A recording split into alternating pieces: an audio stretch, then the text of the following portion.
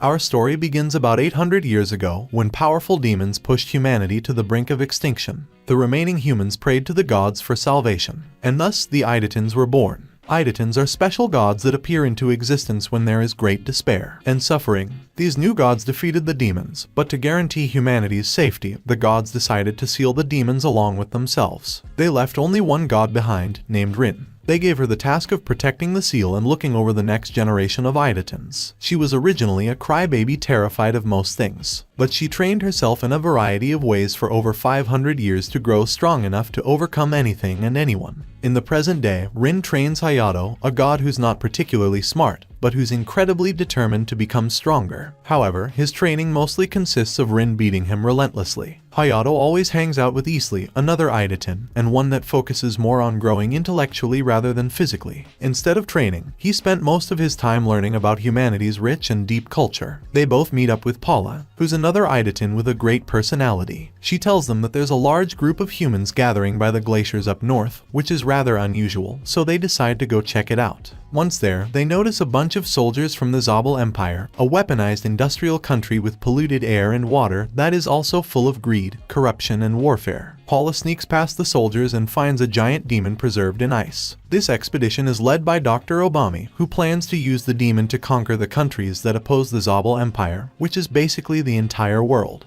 They manage to fully awaken the demon, but as soon as it sees Paula, it attacks. The Zabal army mistakes this as aggression towards them and open fire on the beast. This of course only angers it further. Isli tries to take on the demon himself, but the poor guy just gets his heart broken. Thankfully, Isetans are not human, so they don't need to eat, sleep, or even breathe, and they don't have any vital organs, so they can regenerate endlessly. Hayato joins the fight as well and does his best Saitama impression by defeating the demon in just one punch. He's also disappointed when he realizes that the fight is already over. Meanwhile, Dr. Obami was watching this entire fight unfold. Once it's over, he flees the scene of the battle in his high-speed jet. Unfortunately, it's not fast enough to get away from Hayato, who pretty casually catches up to him and accidentally crashes the jet. This would of course kill a normal human, but Dr. Obami is no normal human. In fact, he's not human at all. He was merely a cyborg that was being controlled remotely. Elsewhere in the world, the Zabal Empire is pillaging a city and burning it to the ground. Zabal soldiers come across a nun. She's been praying non-stop to God, desperately begging for peace and salvation. But these soldiers are much more interested in her body than any other kind of divinity. As she stares at the ceiling of her church, she wonders if God has completely abandoned mankind. Unfortunately, the gods that do exist aren't the type to answer prayers. After their wounds have healed, Isli and Paula realize that there might be more demons out there, and that it would be smart for them to start training in preparation of other encounters. They decide to join Hayato in his daily ritual of being mercilessly beaten up by Rin, which has been his routine for about 80 years now. Paula and Isli predictably end up in even worse shape than Hayato.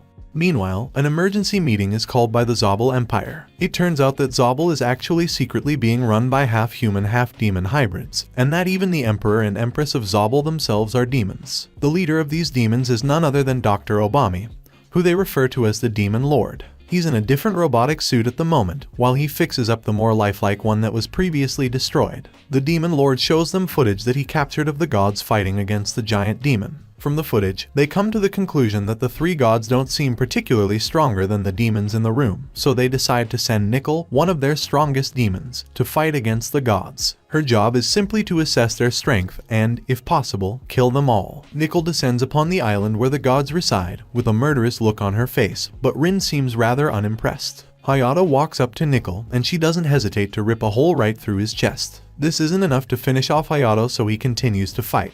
But Nickel proves to be much stronger than him. Rin interferes by knocking out Hayato, forcing him to stop fighting. She decides that she'll be Nickel's opponent from now on. Although Nickel is strong, Rin proves herself to be much stronger and faster than her. Another demon watches the fight, and he's shocked to see someone go toe-to-toe with the Zabal Empire's strongest demon. Rin pauses the fight temporarily to ask Nickel whether she's a demon or a human. Nickel explains that she's a demon-human hybrid that was created by the Demon Lord. That's really all Rin needed to hear for her to take this fight a bit more seriously. She summons a sword from her hand and slices Nickel's head off with such speed that it seemed as though Rin hadn't even moved. The demon that was watching the fight pretty much stains his underwear at the sight of Rin's overwhelming power. He reports back to the other demons at the Zabal Empire about what he just witnessed. but Rin soon appears behind him and takes his life. His screams of agony are all that the demons can hear on the other side of his transmission. After the fight, Isekai steals Nickel's head so he can take it to his research lab. Meanwhile, the demons hold another meeting and come to the realization that Rin is infinitely more powerful than they had ever expected, and that the demon race is pretty much doomed. To make matters worse, now that Rin is made aware of the existence of demons within the Zabal Empire, she plans to eradicate every single one of them. Rin doesn't care if she needs to destroy the entire Zabal nation to kill a few demons. You see, the Idatan gods generally don't care about humans. They're compelled, in a way, to protect humanity against demons.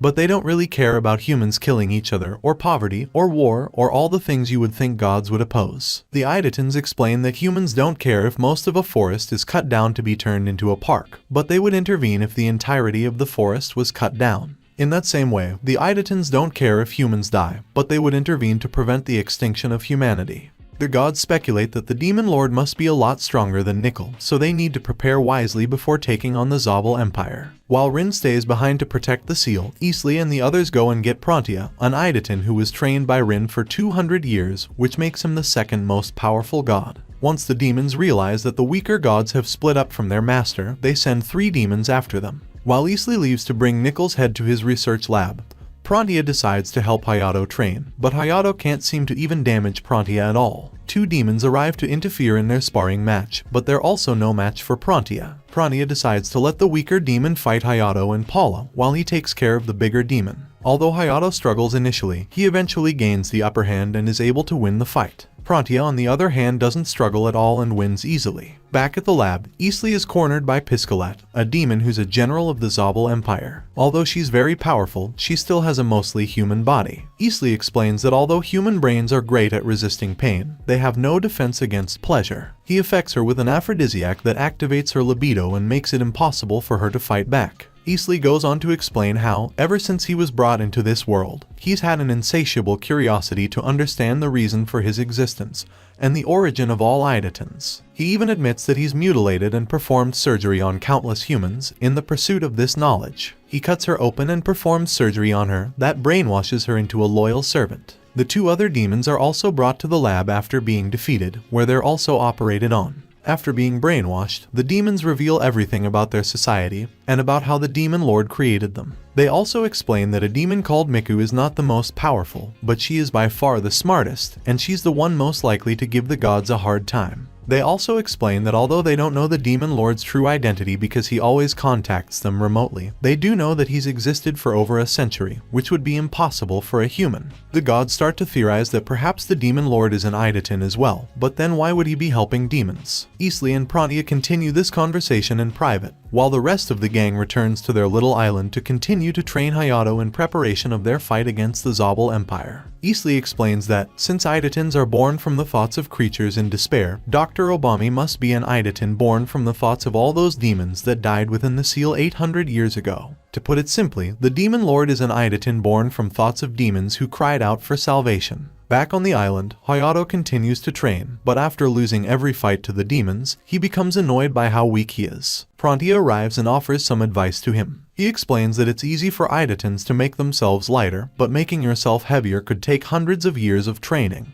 By controlling their weight, Idatans can increase the speed of their movements and the weight of their attacks in order to make them much more powerful. He tries to make Hayato understand, but Hayato grows impatient and decides to just fight Piscalet again. As they start to fight, Hayato imagines increasing his weight, and when he hits Piscalet, he sends her flying, shocking everyone that he was able to learn so quickly. Prontia realizes that Hayato is actually a prodigy, and that this entire time he was just fighting without any weight behind his punches. With this alone, Hayato is now strong enough to take on the demons and defeat them with ease. Meanwhile, Isekai and Paula travel to the religious nation of Cerebale. They introduce themselves as gods, but of course the citizens don't believe them. They open fire on Isekai and Paula because they go to church with guns on them for some reason, so Paula jumps down and spreads her angel wings. These wings are fake, and the leader sees through her trick, so he pulls out a gun and shoots her. However, Paula catches the bullet. This inhuman feat brings the men to their knees, who now acknowledge that Paula is indeed a god. While having a meeting with the leaders of the country, Isekai explains that the gods will be destroying the Zabal Empire, and that to prevent a global chaos, the gods are prohibiting war between the remaining countries. Instead, the world's remaining superpowers will have to band together to help rebuild Zabal. Miku, the super smart demon, realizes that the gods will surely invade the Zabal Empire, and that the demon race is pretty much doomed. She escapes and leaves a note behind for the demon lord and tells him to escape as well. As she's escaping with 2 other demons in an underground tunnel, the gods arrive at Zabal and start invading the nation with the help of Piscalat and the other brainwashed demons. They forcibly evacuate the area, while Prontia watches the evacuation to try and spot any of the remaining demons. He had been given drawings of the remaining demons, so he has a bit of an idea who to look for. But he can't find any of them despite his wonderful references. Meanwhile, Hayato and his master are flying through the city to search for the demons. They split up, and Rin ends up going against the Empress, while Hayato saves a bunch of slaves, including the nun from earlier, and goes up against the Emperor. Hayato and the Emperor are pretty evenly matched in terms of strength and speed, but the Emperor has more fighting experience, while Hayato basically has infinite stamina. The Emperor eventually loses to Hayato, but the brash god doesn't even bother to finish him off. He's just satisfied that he won the fight. Having witnessed the fight, the nun arrives and tries to save the Emperor. He tells her that he's just happy to be flashed by a young woman before his death, and to leave him to die. She refuses to let him die, but there's really nothing she can do for him now. As he dies, she cries out that if only she had been stronger, she could have protected others and things would not have turned out this way. Meanwhile, Rin is fighting against the Empress and she's struggling a little bit, because she's kind of dumb and keeps falling for all of the Empress's traps. But Rin is overwhelmingly powerful and regenerates through every single attack. She eventually wins the fight, but before she has a chance to finish off the Empress, the Demon Lord appears. He tells Rin that he remembers how she used to be a crybaby, and even remembers where her sword came from. Rin is stunned by this revelation, and starts to feel as though she's talking to her grandfather, one of the original Idatans that sealed themselves with the demons. The Empress uses this opportunity to try and kill Rin by slicing through her with her own sword, and although it looked for a moment like it could work, Rin is far too strong. She grabs onto the Empress's neck and kills her in a matter of seconds. Since the sword slash also obliterated the Demon Lord's robotic suit, Rin is left alone, and cries out for her grandfather. Elsewhere, Hayato sees a portal in the sky and pulls a girl out of it. A new Idatan has just been brought into this world, and she surprisingly has the same appearance as the nun from earlier. While Hayato and the new Idatan fly back to the island, Prontia destroys what remains of the Zabal Empire. A few years have passed, and Rin is still inconsolable after her encounter with the Demon Lord, which reminded her of her grandfather. Meanwhile, the rest of the gods are either busy training to exterminate the demons that got away, or are working in Zabal to rebuild the empire. Miku is hiding in a cheap apartment, looking through social media to try to find a vulnerable victim that they can impersonate. After a few years, they find a shut-in who lives alone, has no relatives, no friends, and spends all day inside watching anime recaps. They kill her and take her face so they can start assuming her identity. 7 years later, purebred demons have started to be found in nature. One of the demons that escaped the Zabal invasion is giving birth to purebred demons directly into the ocean. These demons grow rapidly by eating fish, whales, and all kinds of sea creatures. Once Miku is reunited with the Demon Lord, who is still contacting them remotely, they put a plan in motion to capture the gods and rebuild the demon race. They realize that Isekai is the smartest god, and that they have to get rid of him if they want to have a real chance of winning. The Demon Lord infiltrates the new Zabal Empire in disguise, and corners Piscalat with the same aphrodisiac strategy that Isekai had used against her. The Demon Lord operates on her, and undoes the brainwashing that was previously done to her by Isekai. Now back to normal, a furious Piscalat mutilates Isekai before capturing him and Paula. Both Idatans are taken underground, where they are savagely and violently tortured by the demons. Thank you so much for watching, my beautiful weebs. This has been Recap Sensei, and I hope to see you all again in the next video.